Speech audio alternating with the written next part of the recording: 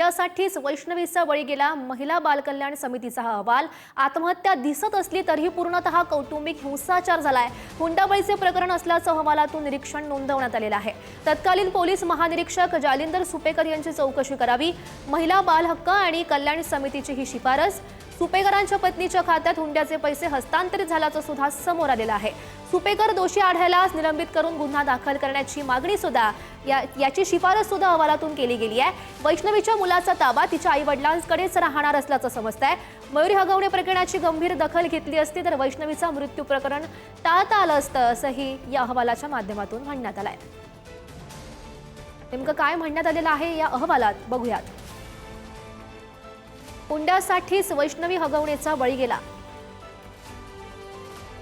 वैष्णवीची आत्महत्या दिसत असली तरीही कौटुंबिक हिंसाचार आणि हुंडाबळीचं हे प्रकरण असल्याचं नमूद झालं।